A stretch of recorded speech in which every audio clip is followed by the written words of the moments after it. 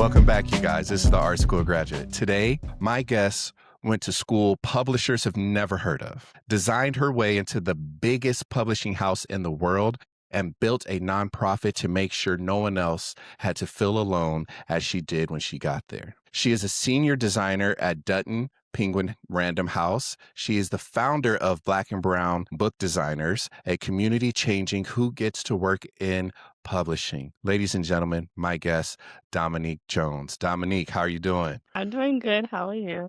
Good, good, good. So we were just talking a little bit before we got started, just chit-chatting, going back and forth. But Dominique, share with the people a little bit about yourself before we do a full deep dive into who you are, your origin, and your past. Sure. Well, recently I actually left Dutton and I'm now an associate art director at Storehouse Voices, which is still under the Penguin umbrella, Got you. but just working on more titles and still fiction and nonfiction and just learning the ropes and how that new role entails and everything about it. So it's been an interesting ride for sure, but I'm enjoying it apart. Yeah, I'm a designer. I am a creative at heart and I just love books. I found my way in the magical world of publishing and I am enjoying it. I love museums. I love just exploring whatever it possibly could be and different mediums, museums, and just an advocate overall of like seeing other people shine outside of myself. I'm always a helper first before even helping myself at times. Okay. Thank you for sharing that a little bit. So let's talk about the origin, which I found very interesting was you went to Mercy College. It isn't a school for publishers where publishers come to like typically recruit. So I'm laughing because it's like when I looked it up, I was like, is it? I've never even heard of Mercy, but okay. So when you were there studying graphic design, did you even know book cover design was a career? So I knew a little bit of it, but it wasn't like, oh yeah, that's exactly what I want to do. Our professors there, it's like it was a small art program. And the professors at that point, taught us different things. We did different projects. And so some of them was book covers, some of them was poster design, whatever it could be to kind of just build our portfolio to what it was before we graduated. That was the goal. And so we worked on a book cover project. I was like, this is fun. Didn't think anything of it. Talked about different industries and different firms and everything. But everyone in the class was so fixated on like Pentagram and all those other big design studios where it was like publishing was not even there. It wasn't even a thought.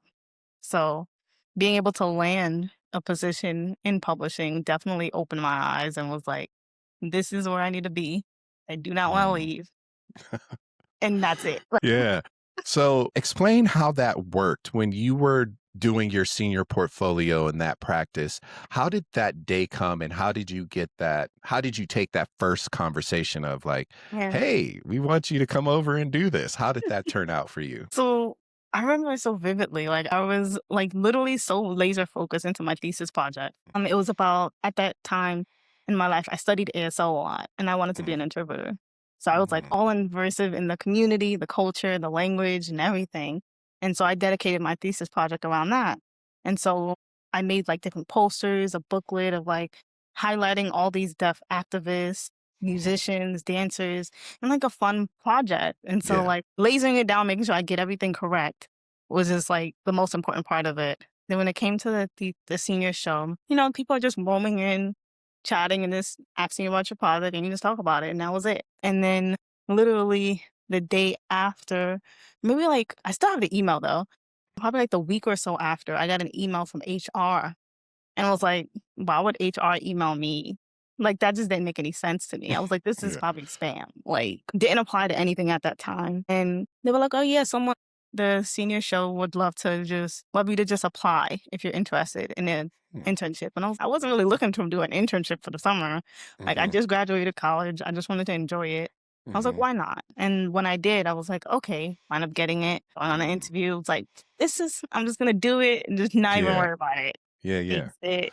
Got a call back and was like, you got it. And I was like, damn, okay, I guess. I wound up doing it and it literally, again, changed my life. Walked through the doors and was like, what? This is amazing. It was like a sign from God. It was like, this is it. You don't need to look anywhere else. Yeah. You're gonna stay here. Then the last week of my internship, I was like, okay, the days are counting thin and still didn't get anything. Am I gonna stay? And then luckily my old director at the time, he emailed me and was like, position opening up, someone from our team is just leaving. Would you like to be part-time? And I was like, yes. There's no hesitation. I don't even care how much the pay was. At this point, I was like, I'm just staying. And Get I've your been foot in there. that door. Exactly. I just put my foot in the door. I was like, Yeah. I tasted what like success looked like for myself. And I was like, I am Yeah. not letting this go. Oh, And I've been wow. there ever since. So it's been Wow. about a little over 7 years, Oh, maybe. wow. So you talked about being a Penguin employee, seeing your senior art project, get all those things happen for you. So let's talk about this. Describe the first day of walking through those doors. What was it? What was that environment like for you? And what clicked for you where you were like, yeah, this is it. I need to stay here. It was so many things. It was like, well, first of all, the time that I was there, we had like different buildings. So there was like Penguin was at the Lower Manhattan. They were in Lower Manhattan. Now they like uptown. So at the time I was at the Lower Manhattan location. And funny enough, about a year and some change before getting that job, I literally worked 2 blocks down at a children's museum, and I would always pass that building all the time, and was like, "What is this fancy building? Who always goes in there?" And look at me now going into that fancy big building. So it was definitely like a wow, like That's a crazy. full circle moment, Yeah. a blessing from God. I was like, this is all coming together, and I'm not even gonna be mad at it. I prayed for this opportunity to just get to a place where I'm like, I wanted a place that felt home because I knew I wanted to be able to wake up every day and be happy and joyful of what I do and didn't really care about the money. I was just like, it is what it is, but I'm just going to be honed in and happy with what my life is going to be like because That's I good. am the controller of my life aside from God telling me what to do. But in that moment, I was like, I wanted this. So, That's dope. yeah. Man. So what in that environment hooked you? Was it the people, the work, the conversations? What is it that was like when you sat down, you were like, "Oh, I feel the energy in here." What was that? I think it was knowing, like being a creative and Mhm. knowing how passionate I was as a reader. Like, I would always even remember going to bookstores and just, like, looking at the covers, Mhm. going to the libraries, and it's like, "Ooh," feeling the paper, smelling the new pages. It was like all that just fascinated me, but I just never put 2 and 2 together like this would be a thing or even my Mhm. career. So, I think it was just knowing what you have interest in and Yeah. then seeing the alignment of things come together. It was Mhm. just that realization, like, this is what I'm supposed to be doing. It's this indescribable feeling, like, you Yeah. know. Yeah, yeah, yeah. When it when Yeah. it when it clicks, that Mhm. it's kind of like you feel it. It's like that Yeah. warm feeling. You're like, okay, I'm Like, supposed this to is be here. it. I'm supposed to be doing it. Yeah. Yeah. Like, everything just makes sense of how your Mhm. life landed, the little planted seeds, all of Right. Yep. you know?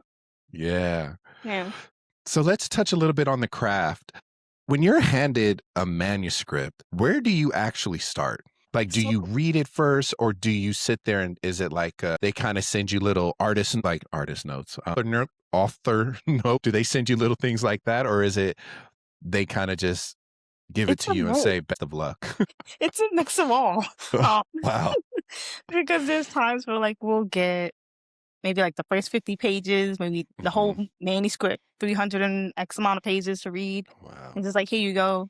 And you just take it how you want. You know, you Hmm. need to read it, take your notes, X, Y, and Z. But I Hmm. think it also comes with the different genres that come to play. Because sometimes there's like, if it's an authored memoir, 9 out of 10 times I'm probably not gonna get a whole manuscript. I might just get Hmm. like the chapters, maybe a description of like what they kind of envision. Of course, like a Yeah. PowerPoint presentation of what they like, what they don't like, the cover competitions that are out there that we wanted to fit on the shelf, but also stand out on its own. So there's Gotcha. a whole breakdown of a Hmm. memo of like the do's, the don'ts, the likes, the don't likes, Hmm. and inspiration, along with maybe some key points that they wanted to highlight that might spark some sense of inspiration for Hmm. you as the reader and the designer for the project. So every project is different, but they give enough details where you can absorb it and then move Hmm. forward with coming up with Gotcha. the ideas that you need. Have you ever came across just a book design where you were like, I have no idea what I'm going to do here? Has that ever Mhm. happened to you where you just like after reading it, you just get that 1,000-yard stare and you're like, Yeah. well, okay, we're just going to sit this down and come back to it next Monday. No, Have you ever had one of literally. those moments? Literally. I literally had that probably, I want to say sometime about a few weeks ago. Like I'm working on a new season now. We're Mhm. like working on spring, and I was reading and I was like, it's such a great like first couple of chapters. I'm like, I love it, but I was like, what do I do? Like Yeah. I just feel like exactly how you said. Like you just feel like okay, I'm supposed to do something. So I literally at that point, I would always just go off of just type. I just go Mhm. start looking up different typefaces, seeing what kind of sparks inspiration, Mhm. and kind of go back and reread it or look at the memo of what inspiration and kind of just like sort of like nitpick at it every Yes. so often to kind of brainstorm and pick ideas. Sometimes I even go through like the author's Instagram to see what Mm. they like and what they don't like. Like, what are they posting? Mm. Just to kind of Yeah, get a yeah, sense of yeah. personality, learn about them, do a couple of research, stuff Mhm. like that that can kind of help with maybe some color or imagery inspiration, or maybe Mhm. some paintings that they might like. So it's Mm. it's doing a lot of extended research, but also trying not to beat myself up. But Got also it. if it's a deadline, then we gotta get it done. Got it. Got it. So, with book cover design, it involves a lot of collaboration, authors, art direction, editors, publishers. I know that's a lot. Even me hearing it, I had to take a deep breath. But how do you hold onto your creative vision when you have so many people chiming in with opinions, edits, and critiques? How do you hold on to that? I try not to take it personal, Mm. and I think that's the most important thing is knowing that you can show something to people who might not understand design or just think Mhm. things look pretty. You're always gonna get the opinion or a comment that you might not like, and it's Mhm. either you take the opportunity to, vouch for your design and your ideas and letting them know the reason why, but Mhm. at times, you also have to know when to just step back and take it and be Mhm. like, "It is what it is," because either you've done countless rounds or they're just not seeing the vision or the Mhm. reason. So you kinda have to constantly prove or just kinda meet in the middle. Got it. So it's a lot of Yeah. tug and warts, learning your editors, learning the authors that they acquire, but again, just not taking it personal. So this is another thing I've noticed. You have designed covers for writers who carry enormous cultural weight. Does that legacy affect how you approach their work or your brainstorming? In a way, yes, because Mhm. like if it's let's say it's a Black author and it's very historical piece in referencing of that, you want to make sure like you are being authentic as possible and putting things out in the correct way. So you're always paying attention and being very attention to those details as much Mhm. as possible versus maybe it's just a simple cover that's just only with type and you're Yeah. dealing with covers. So you take every genre and every project very lightly, but also knowing which route to go in terms of ones that might need more attention versus ones that might just, are an easy project. Okay. Because I was just curious, like, have you ever, how could I describe it? Have you ever designed a cover and it just didn't hit the way you hoped? And Ooh. like, was there anything you've learned from that? Because I know it's like sometimes as a designer and you're a designer, you put so much time and effort into it. And sometimes when you look at that final piece, you're like, I don't know. It looks finished, but like deep down inside, you feel like there's something missing. So like, how do you deal with that when it's like you have a So deadline, but at the yeah. same time, you're like, I gotta push this a little bit more, but you just don't have the time for it. So how do you deal with that? Sometimes there's been times that that has happened. And I've either said like, hey, I might need someone else to work on this, or I might need Mhm. help. And a bunch of teammates will come on and help out, or someone else who's available might, direct in that way. Or just probably quickly freelance it out and see who's available. Because Mhm. maybe what I'm putting out is not being resonated, and that's okay. And so maybe Mhm. someone else can see something that I don't see and kind of bring Mhm. that to the forefront. But if there's like fully like down to crunch time Mhm. and they like the cover, but you're not really sold on it, I'm kind of just like almost like it is what it is. Not in that kind of way, but in a sense, Yeah. kind of just deal with it. And there's been even times where I didn't even put like I can remember one vividly, like I didn't put my name on it on the cover design, and then people still found out it was me. So it was one of those things where I was like, "Oh, okay, I guess." Oh But man. of course, like the interior, Y- you have it that it was one of those where it was like, I took the L, but at the same time, not really. Like, Yeah. so yeah. So here's the $1,000,000 question every designer gets asked. When do you know when a piece is done? So for you, When do you know when a cover is done? It's a good question. Man, I feel like I want to say you know when you know, but you don't because it's like I can always look at something and be like, nah, I could tweak that a little Right, more. right, The color's just a little bit off. Like right, right, right. it's like at some point you just kind of gotta let it go. Like is this Mm-hmm, something you can live with? And mm-hmm. that's what you kind of gotta constantly ask yourself. And when you are okay with that, you're just okay with it because you're always gonna fine tune something. Even when it prints, I'm always like, oh man, I could have moved it over to the left a little bit, or like stuff Right. like it's something, but. It Sometimes if you know, you know, and you're like, this feels right. has there ever been a time where you felt okay, it's done, but someone comes in last second with a throw in? Has that ever Oh yeah, happened to you? it's like today, like I'm working on something and like things are routing to like go to the printer, and they're like, yeah, can we throw in a front cover quote? I'm like, now, like you decide now. So cool, and there's like you kind of it was like it broke my That's heart funny. because I'm like the cover is so beautiful in itself, and like now I gotta throw in like extra copy and make it not crowded. Like how can you make something that it's already crowded? Like how does this not? You want to just throw it on the back with everything else? I'm like, yeah. It's Oh my one of those you just want goodness. to let it go. It's like those front cover quotes can kill you, especially when you've Mm, already built the design without it. And knowing mhm, that times you kind of put into perspective, they might throw in a front cover quote, but I don't know. It's like mm. throwing in a sticker, and you're like, "Why?" Like, Why? It's like I put hear the the Oprah Book readers say Club they hate the sticker on it. stickers. I hate the stickers too. It's like it did take some space. Like, why do we have the sticker? Mm. But it is what it is. So I'm just curious, was there ever a like hard lesson that you had to learn, like being fresh into it? I know heart's in the right place, head's in the right place, but someone had to be like, yo, we just that doesn't work here. Has there ever been a hard lesson you had to learn? I can't really think of like that hard lesson Hmm. moment, but I'm always learning. I feel every Mm, day I'm learning something new. Especially being with a new team, it's like they do things a little bit differently than mm, I was used to on another team. So I'm like, I'm still like, I'm getting it, but at the same time, I'm like, oh, I didn't realize you guys do that versus, mm, yeah. But it's nice. It's also when you're working on new titles and genres, you always get that new challenge of something mhm. to work on. So Got it, can't got it, really got it, pick one, but I got messed up it. a few times, not gonna lie. But again, those are like learning moments. So let's talk about this little wonderful thing, your baby that you just started to put out into the world, the Black and Brown Book Designers. You describe Black and Brown as a community, not a business, but it's now registered as a nonprofit.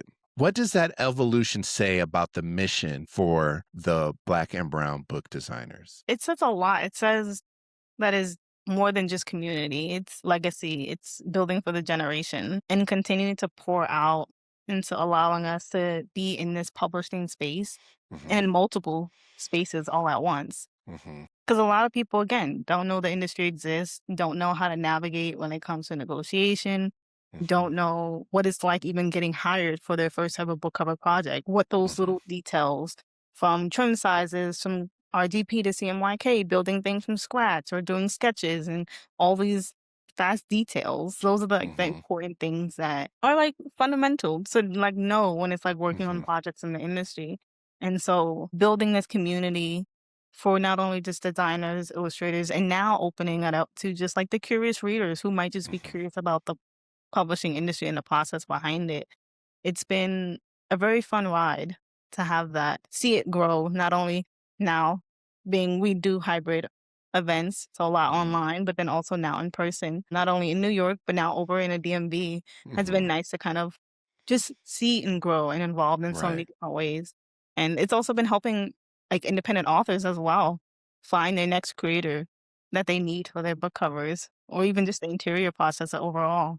And it's just a wonderful ride. So let's talk about it. Most people assume Black and Brown was born out of the summer of 2020, but the idea actually started from a conversation with a coworker back in, I think, 2018 or 2019. I'm not too Mhm. sure. I got to double check that. But can you talk about that moment that brought this whole idea to fruition? So yeah, me and a coworker were talking, and I remember she was telling me like, "Yeah, there hasn't been another Black designer on this side of the team for decades." And I'm like, "Really? There was someone else besides me?" Like, I was like, wow, like I was fascinated but curious. Uh-huh. She couldn't remember the person's name. So I was just like, oh man, like who is it? Like I want to know and ask questions. But at that point I realized it's so long ago. She's been here Mhm. way longer than I have at that point. I just knew from being there. And I think at that point it was already just a couple of months in and only going to the cafeteria to see other people that look like me, but connecting with people and realizing, oh, they're just in editorial or they're in Mhm. marketing and never Mhm. cover design. It was just like, okay, the odds are very slim. That conversation like lingered in my head for months and months. And I was like, why Mhm. does it keep beating me up? Like it's like a sign or something trying to tell me like there's something that needs to be done. And I'm like a shy person. I'm not gonna put myself out there. And so after that conversation and all those months passing, I Mhm. was like, okay, maybe should do something. Maybe it's a book club or something Mhm. small that's not gonna be asked for much. And of course, when 2020 happened, the world as what we see as a regular became a reality and more so for visual reference for a lot of other people to realize like, oh, this is Yeah. what my coworkers and friends or, go through on a regular. Mhm. And so for us, I seen on the other side of it was like a lot of people are just standing up for themselves and speaking up and starting businesses and advocating for one another. And I was like, maybe this is something I need to do too. And so I ended up just posting up an Instagram page, didn't put my face or any name to it so no one could find out it was me. Mhm. And then all of a sudden there's got a bunch of interactions and follows. And eventually Mhm. I grew the courage and was like, okay, it's me. And told people and Mhm. published it on Publishers Weekly and continues to grow ever since then. Mhm. It not only builds my courage and who I am as a creative, but also allowing myself to have a voice and sharing the voice for others at the same time. And Mhm. then little behold, I wound up connecting with other black and brown designers who actually worked at Penguin too at the same time I was Wow. there. And I was like, how would I have known we were all in this same building, Mhm. just on different floors, if I wouldn't Wow. have posted this? Mhm. So it's definitely been a award winning for myself to just meet so Mhm. many people, not only here in the US, like I've met so many wonderful people from Canada, the UK, Mhm. India. Like it's mind blowing to see so many other designers across the globe who share a passion for books. It's yeah. So, with only 3% of designers across all industries being Black, what do you think needs to actually change structurally for that number to start to shift? Get this question asked a lot, and I usually Mhm. just go off of it's something that I think companies should do more Mhm. research on and figure out because I feel we shouldn't be the one answering that question for them Mm. and telling them how to fix it. Because in reality, we're not the ones that made the problem. We're just trying to create the resolution behind the problem Mhm. and be there and exist, So that's that's my answer. So, I'm curious, with building this, have you received any pushback with this Black and Brown Designers Book Club thing that you've grown so beautifully? Have you received any like negative feedback or pushback with it? No, I haven't. By the grace of God, no. And That's I think amazing.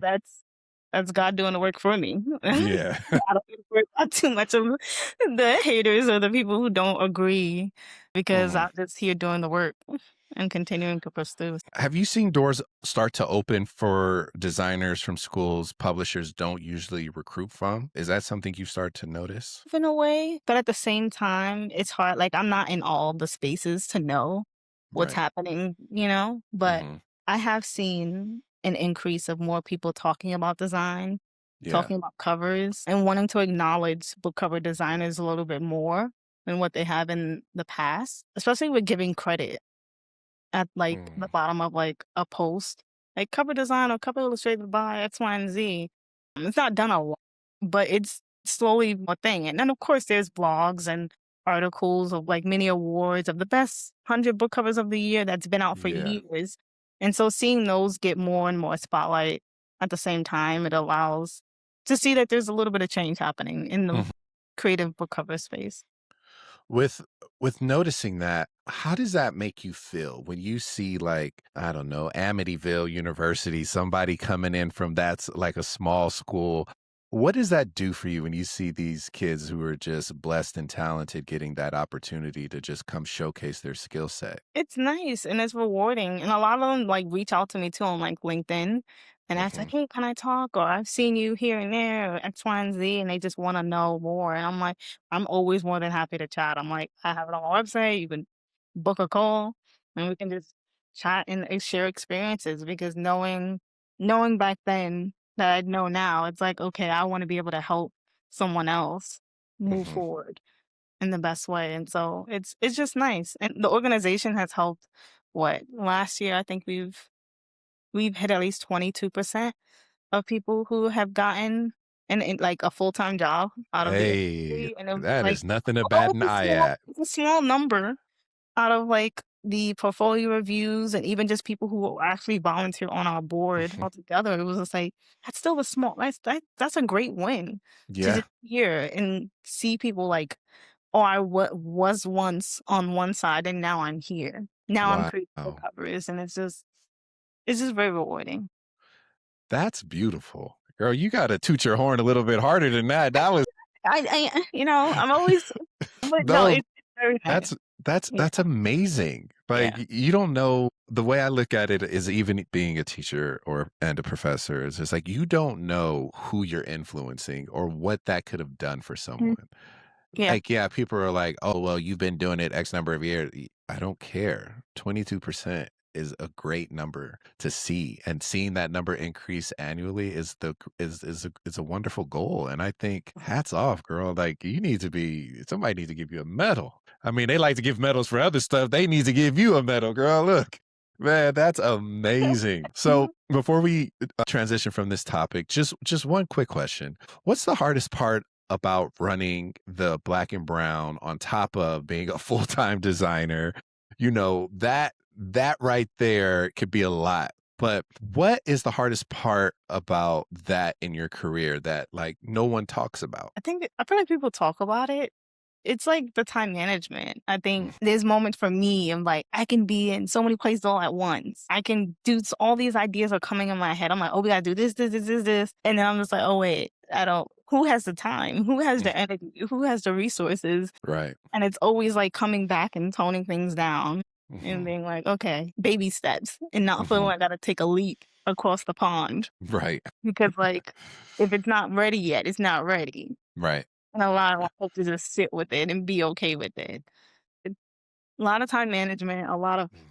trying to carve out time, adding things to my calendar, and trying to survive, honestly. Now, this is another $1,000,000 question I ask many designers. How do you find time for yourself when you're juggling full-time career, family, this wonderful organization? How do you find time for yourself? Or better yet, what do you do to kind of give yourself a break? I don't. And that's the Oh, sad part because oh, I'm come trying. on.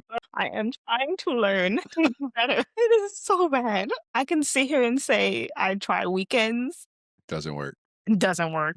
There's some weekends I'm working on freelance projects. Oh. I'm doing what I gotta do. I don't know. Taking So, vacations. I'm still do you working. sleep? Do you get a chance to sleep? Do I sleep?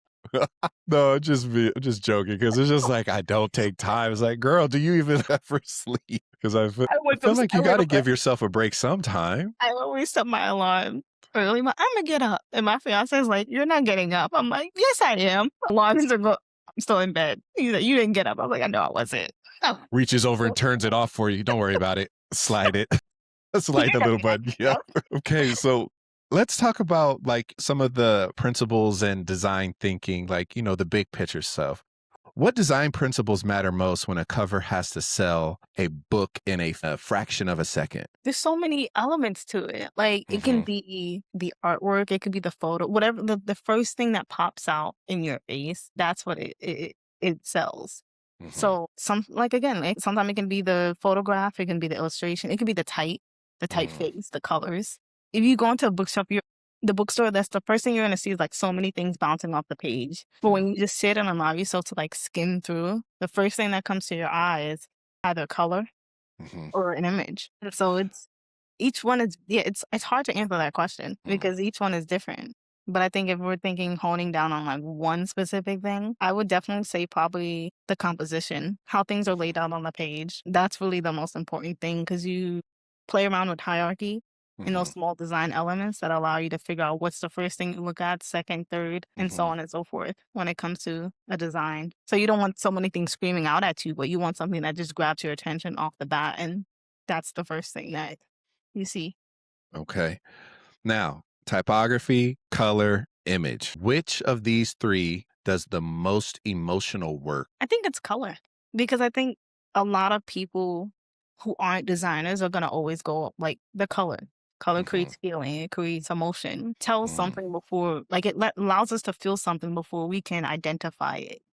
And so, color to me is probably the most important thing. Then type, Mm. because then you could take a more fine tuned look at it and be like, "Ooh, that typeface. Look at the N, or the way Hmm. certain letters are curved, and all those fun little details come after." But I think color is definitely the one. Okay. Now, this is a one that may trigger you and may not, but how do you, you know what, better yet, what do you think about AI generated imagery? When someone's trying to craft their wonderful story, I don't know if they've done it to you, but they go through chat or Claude and they're just like, blah, blah, blah, blah, blah. They send you the thing, but like, this is kind of the idea I want. How does that make you feel? Man, I've had that, and I'm just like, "What is happening?" Because out of nowhere, we've, like, probably say, like, this season alone, we've Hmm. gotten a lot of or seen a lot of, like, AI-generated covers being put into, like, the cover memo of, like, "This is what they like. This is what the author, you know, put into Wow. ChatGPT," or whatever the case is, and AI generated, and they love the way the style is. Can we just recreate it?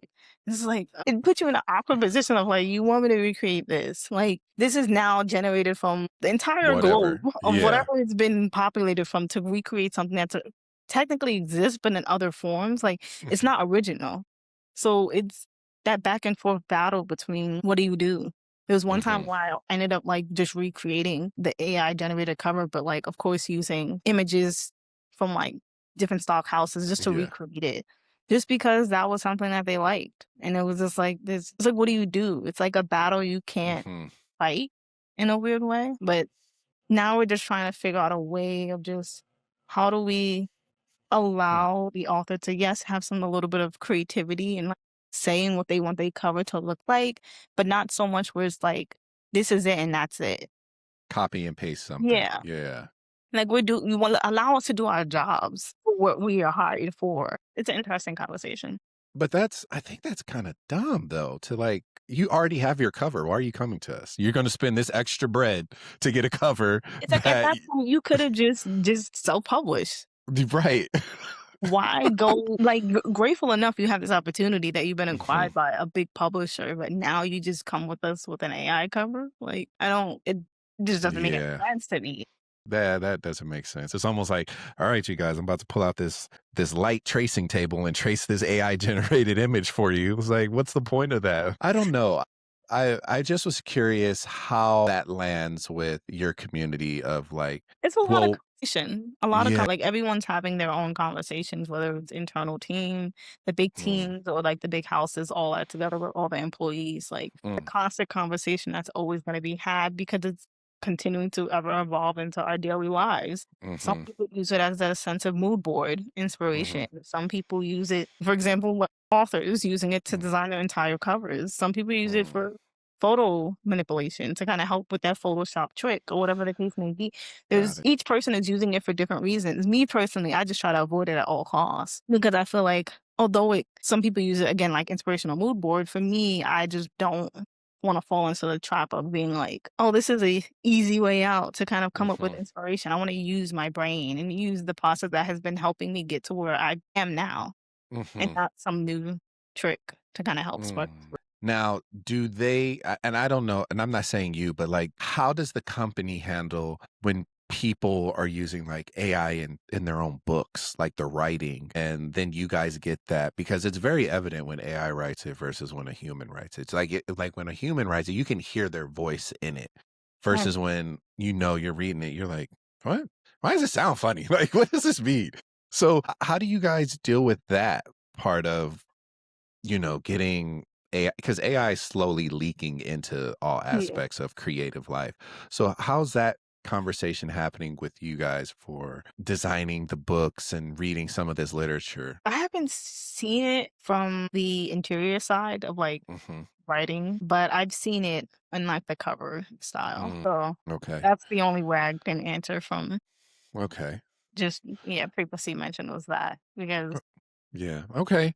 So, what do you think the best book covers have in common that most people never consciously notice? Well, the only reason I ask that is because it's like, what do we have over here? Barnes and Nobles, I believe, is still open out here in California. So I was just like, okay, let me go look. And I like to just go and just walk and look. And I'm just like, some are extremely bright, some are very moody. But then it also depends on what I've noticed is genre. Like if you're going anime, everything is screaming at you. If Mhm. you're going those what do they call them?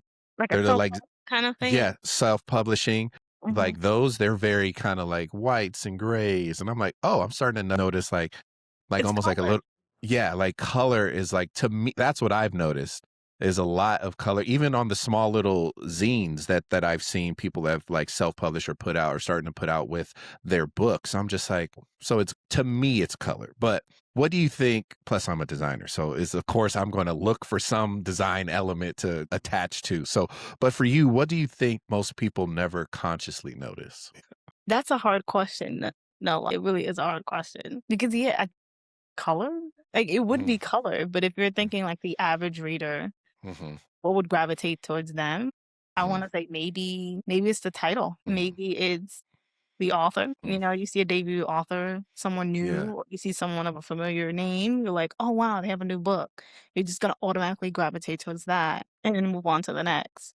Versus as a designer, an artist looking at it, you're looking at what grabs your attention Mm, visually mm-hmm. versus who wrote it or what the title is. Got So it. you Got it. just Got it. depend on the person, you're seeing things differently. Okay. Good. Okay. I was just curious about that. Like if you notice trends or if you notice anything like different like that, but it's like every now and then I venture out into the wild and I see Yeah. what's out there. Cause you I know what try I to go with, like, a reader face and be like, yes. I'm new to the world," but it's always like, "Ooh, that looks nice. Who designed" like, Yeah. it's gonna always go back to that creative eye, and like, you know what? You just gotta live with it, and just Yeah. so it's Like yeah, even going to some like used bookstores, I just walk through and I'm like, wow, this is interesting. I've never seen this styling.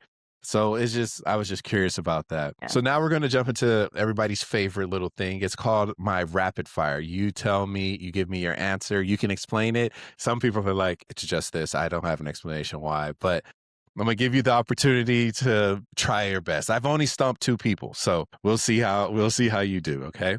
All right. Okay. Best book cover of all time. Of all time? Of all time. What? Mine's at least change on the daily. Okay. Let's go daily. Okay, for today, this week.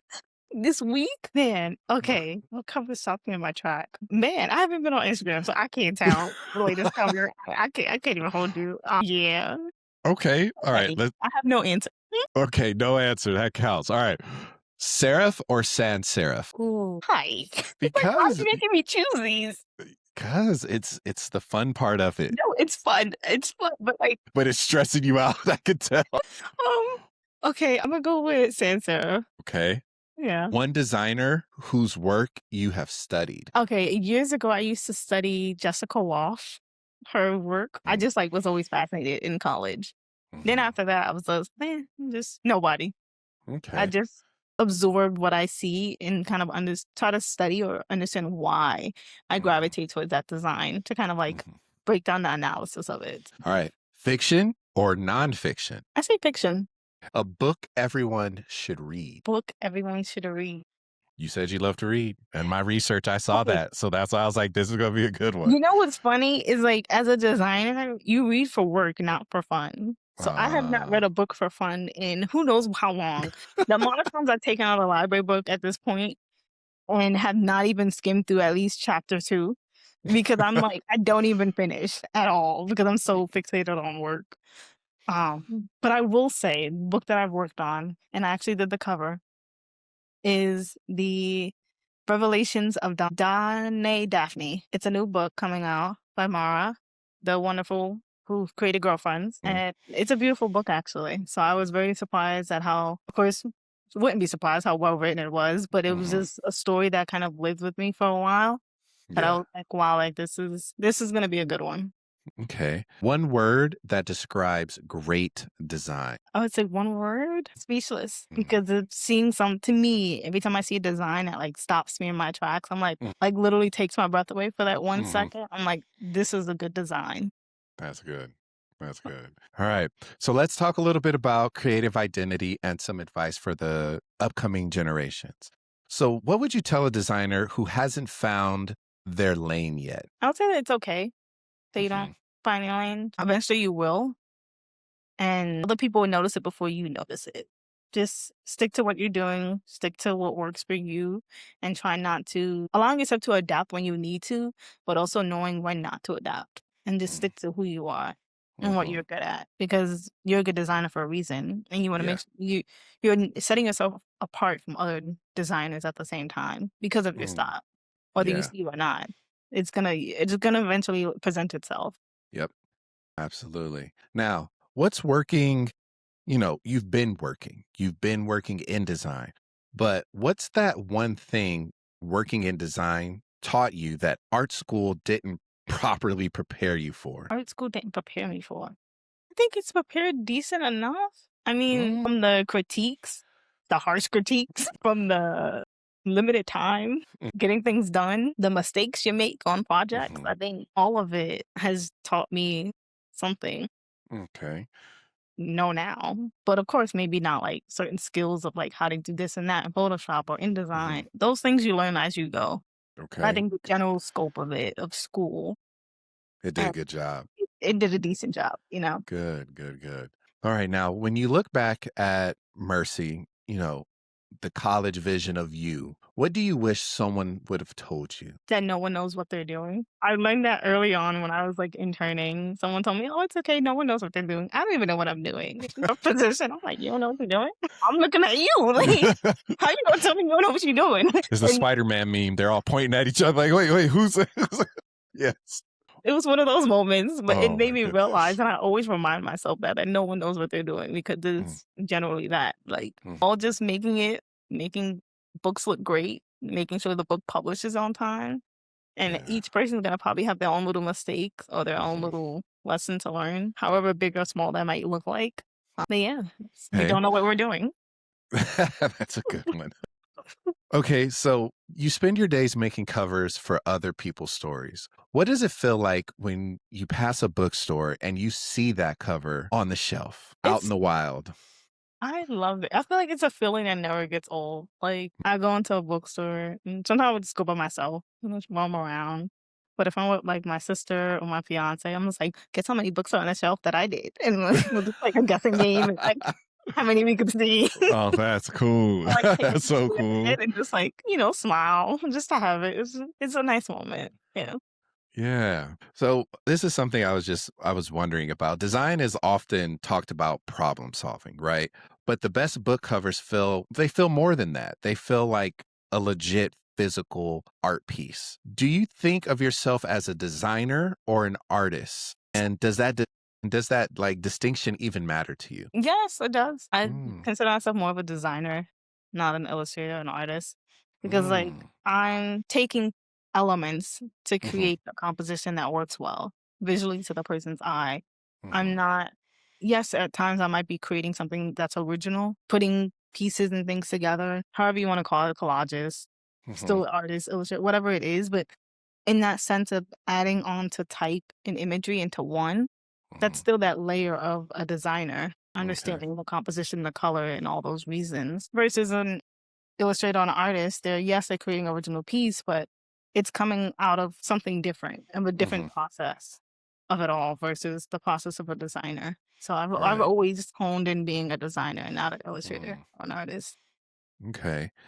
So designing covers for other people's personal work, it's very personal to that artist or that writer. Like you've done memoirs, poetry, debut novels. But what has that taught you about your own creativity? I would say that no idea is too big or too small because like all the books that I work on, regardless of genre, it's always something new. It's an opportunity for me to just step outside my comfort zone or just push forward something that I'm just used to or something that Mhm. that reflects my style. And either way, it's fun. It allows you to really just step into the story and Mhm. in your own brain and process and create something Mhm. that's original to you, original to the eye, original to the reader, but still represent the story in a clear way. Now, this is a question for me. This is I thought, okay, I was thinking here. So, what does it say about an industry when people who design covers, well, book covers for Black lives are rarely Black themselves? Like, what does that say about an industry? I've gotten this question in multiple different ways before Mm, over the past few years, and it's interesting. I think, of course, before us being in this space, people were designing our stories. And yeah. so it's something that we've sadly gotten used to in Hmm. that time. And now seeing more of us in this space and being able to design for us stories about us, it's an honor to be able to do so because I'm allowing our culture and the clear representation to be at the forefront. But I also think the sad part of it at times too, in another perspective, it's like now you kind of get pigeonholed on certain Mm, projects because you're only okay. being asked to design to your stories about your Hmm. culture, your identity, and not given the opportunity to design for others, where Yes. others had the opportunity to do so for us for years. It's a two-sided Mm-hmm. thing. And I think that that's something I even personally struggle with because although it's Mm, an honor to be working in the imprint that I'm working on is primarily Black stories, and I am loving it every single part of it all and yeah. seeing the stories of who we are and our representation clear as day. Hmm. It's also that other side of it too as a freelancer. When I'm working on freelance projects, is will I be able to get the opportunity to design for Hmm. others as well? Or am I only just gonna get the projects that I Got get? it. And then knowing on top of that, these publishers don't publish a lot of Black authors all of the time as they do for Right. white. So at that point, now the freelancer, my projects are very limited on what Got I'm it. getting. So it's Hmm. yeah, it's one of those Yeah. questions. Well, It's kind of answers. like, Yeah. yeah, it's kind of like a double-edged sword a little bit. Yeah, a double-edged sword, Yeah. pretty much. Yeah. I totally get it. Now, if you could design a cover for any book that already exists, something you didn't get to touch, what would it be and why? Well, that's a good one. Yeah, man, that is a good one. I there has to be. No, Every person has a person that's like there every is. person has a project or something they've seen and they're like, I wish I would have done that. yeah. I think I would say, like, maybe the Obamas. I mean, I Mm, love the cover. The cover is mhm, great. It's a beautiful cover, it stands out, everything, but I think maybe just having the opportunity to work on it, like, hmm. look at the photos behind the photo shoot and Yeah. have them tight, or even just be there and be like, "Oh, man, that's so cool." I'm Like, breathing you their know, same air. "Hey, the sun's air. I'm stepping where Yes. she's stepping," like, Yeah. just That's being in fun. that space, I think Yeah, that yeah. was cool, but, there's so many covers that are out there that I'm just like, "I wish I got the opportunity to work on it," but I've Mhm. also always wanted a cookbook. Like, I don't know why. Really? I love cookbooks. I have cookbooks, don't even cook out of them. But it's just it's just having the physical book there, it's just like, Right. so nice, I just yeah, maybe a cookbook one day. Okay, a cookbook. Okay, that's Yeah, interesting. yeah. Okay, so we've been rolling and I just thank you for your time, but I want to touch on a few more pieces before we leave. So let's talk a little bit about your legacy. So when a young Black and Brown designer finds Black and Brown for the first time, how do you expect them to feel? Feel seen, feel like I found my community, and I hear that a lot of, like, people would message me privately through my regular freelance email or Mhm. just, like, DM or comment like, "Oh my gosh, thank you. This is so great. I found my people, or I found a community that" Yeah. represents what I want to do as a career. Like this is exactly Yeah. what I want. And they go down this rabbit hole and come across us and it's nice. And we welcome them with open arms. Mhm. So So 10 years from now, if publishing looks meaningful, more diverse, and someone traces parts of that change back to Black and Brown, how is that going to sit with you? I will definitely toot my own horn at that time. Being like, you know what? I did that. Yeah, I did that. And that's good.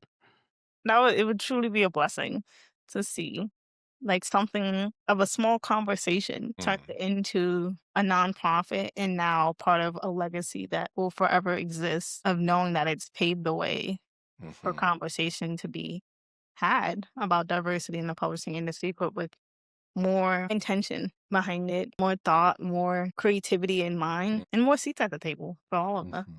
So when telling your story, what would you like your book cover to represent or look Thought about this. Like, someone would ask if I was to ever have write my own book or something. I don't know what it would be about. Like, a little old me? I don't know. Girl, you got to big yourself up. There's no little old you, nothing. Come on now.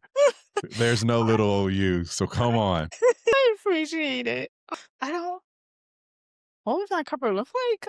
Or what do you want it to, better yet, like, we just talked about how the stories, you always get to see the cover first. So what do you hope the story is when someone sees your cover? What should they recognize, or what should they feel or see? That they see themselves. They see a little part of them that just connects, and being like, I need to read this book. Because whether it's the title, the person, subtitle, whatever it is that sparks some sort of feeling, then it's done its job as a cover and a book. And hopefully they enjoy it. So what's that responsibility you feel when hey, the cover is the first thing everyone is going to see? So what kind of responsibility do you feel when you're presented that? I mean, you've been presented many of them, but I feel like you're very intentional with your process and thought. And if I'm this type of reader, what am I going to look for? If I'm just this person exploring, what could I do to grab their attention? So what responsibility do you feel in that? It's a big responsibility. It's the first thing that they see. It's going to a bookstore. The first thing you see is a cover. That's the most important part.